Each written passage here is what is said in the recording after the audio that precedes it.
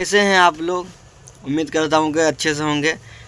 तो आजकल एक न्यूज़ है जो काफ़ी ज़्यादा वायरल हो रही है और आप लोगों ने भी देखा होगा कि महाराष्ट्र से एक न्यूज़ आ रही है जो कि वहाँ के जो नेता है उद्धव ठाकरे और राज ठाकरे, उसके कुछ गुंडे हैं जो ये दावा करते हैं कि अगर तुम्हें महाराष्ट्र में रहना है तो मराठी बोलना पड़ेगा, जिससे बहुत ज़्यादा बवाल हो रहा है। और उसके जो गुंडे हैं वो कई सारे दुकानों में जा रहे हैं।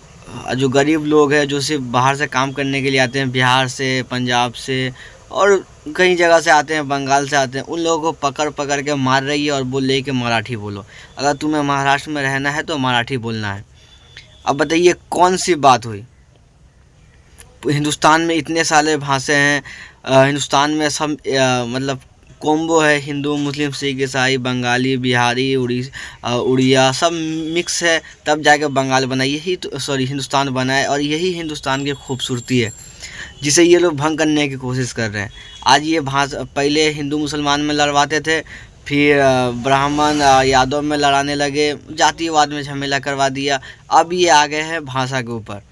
मतलब इन लोगों को, ये जो नेता लोग हैं, इन लोग अपने में कुछ फ़र्क पड़ता नहीं। ये खुद जो भाषण देते हैं वो हिंदी में देते हैं, लेकिन इनको चाहिए जो सुनने वाले हैं वो मराठी हो। अरे चूतिया, अगर मराठी सुनने वाले होंगे तो फिर हिंदी समझेगा कौन। हिंदुस्तान की मातृभाषा जो है वो हिंदी है। अब तुम्हें क्या ये स्कूल में पढ़ाई नहीं किया था क्या।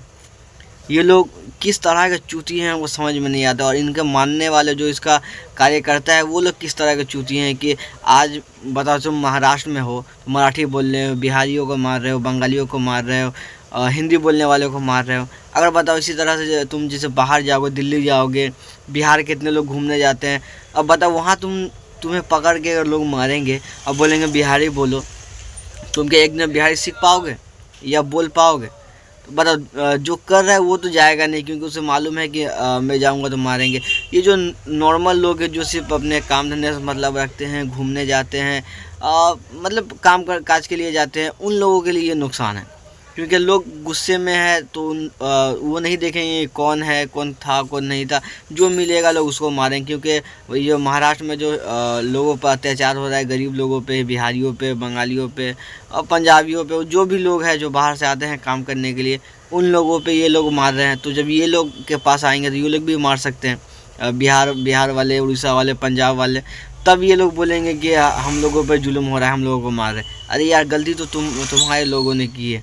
नेताओं का क्या, उनके पीछे तो सिक्योरिटी गार्ड होते हैं, उन्हें कोई हाथ नहीं लगा सकता।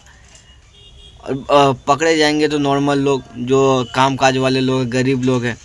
फिर भी लोग समझ नहीं पा रहे कि हमारे साथ क्या है, हमारे साथ खेला जा रहा है। नेता लोग जो शुरू से पहले अंग्रेज खेलते थे, अब ये नेता लोग हमारे हमारे साथ खेलते हैं।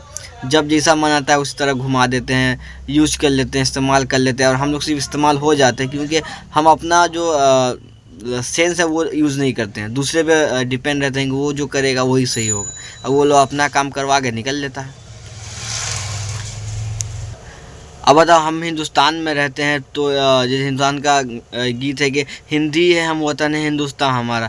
अब बताओ जो ये हालात चल रहे हैं, अब तो ये कहना पड़ेगा कि मराठी है हमारा, महाराष्ट्र हमारा, बिहारी है हम, बिहार हमारा, बंगाली है हम, बंगाल हमारा, पंजाबी है हम, पंजाब हमारा। इस तरह से तो ये देश को बांटने का काम कर रहे हैं।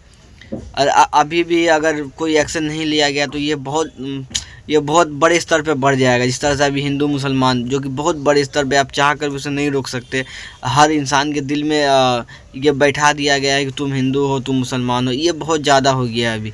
इस तरह आप भाषा को लेकर किया जा रहा है। तो मैं पुलिस और वहाँ के प्रशासन से ये रिक्वेस्ट करता हूँ कि जहाँ तक हो सके इस बात को दबाने की मतलब इन लोगों पे कार्रवाई हो, और ये जो भी कर रहे हैं उन्हें सज़ा मिलनी चाहिए। क्योंकि ये हमारे देश को तोड़ने की साजिश चल रही है और ऐसा बिल्कुल भी नहीं होना चाहिए, वरना नहीं तो ये बहुत बुरा हो सकता है देश के लिए। क्योंकि बाहर वाले लोग भी जब घूमने जाएंगे वहाँ के लोग तो वो भी मारेंगे, क्योंकि बदला तो हर कोई लेना चाहता है यार। क्योंकि बेवजह किसी को मारोगे तो वो छोड़ेगा नहीं। ये नेताओं का इसमें कोई लेना देना नहीं, वो तो मज़ा लेके निकल जाएंगे। उनका जो काम है, जो सुने वोट आने वाला है, इसी वजह से ये लोग अपना कांड कर रहे हैं। उन्हें बता दें कि मराठी बोलने वाले वहाँ पे सिर्फ 20 या 30% होंगे। 70% लोग जो है वो बाहर से आते हैं काम करने के लिए, और वहाँ के नागरिक भी हो गए जो 35 साल 30 साल से वहीं पर काम करते हैं, तो उन लोगों का भी वोटर कार्ड है। तो आप 10 लोगों को लेके वोट नहीं जीत सकते, आपको सबको लेके चलना पड़ेगा। जो सबको लेके चलता है वही कामयाब होता है, और जो एक तोड़ने का काम करता है वो कभी कामयाब नहीं होता है। आखिरकार उसका जो अंजाम है वो बहुत बुराई होता है। तो आप लोगों से रिक्वेस्ट है कि आप लोग भी इस प्रॉब्लम को सुलझाने में सहयोग करें, और इस तरह के विचारधारा के लोगों के साथ संपर्क ना रखें। उन लोगों को समझाने की कोशिश करें या उन लोगों को सज़ा दिलवाएं, तभी हमारा ये देश जो है वो बच सकता है।